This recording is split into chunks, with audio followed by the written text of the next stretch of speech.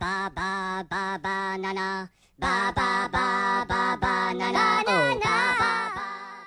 Bên ơi vô tư không phải là độc thân tự do, muốn ngủ muốn chơi thì làm gì cũng được. Độc thân Morena, cứ thoải mái thật khuya nghe mọi lời cả đêm. Độc thân vui vẻ, cũng chẳng phải là nơi yêu đương thêm nhé nào. Độc thân là tôi, là xu thế mà tầm cỡ quốc tế của các cặp bậc vai vế.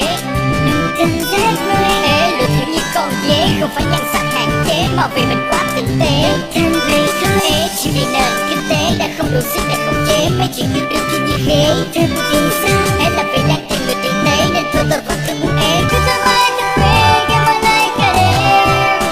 Độc thân vui vẻ, cũng chẳng phải là nơi yêu đương thêm nhé nào. Độc thân là tôi,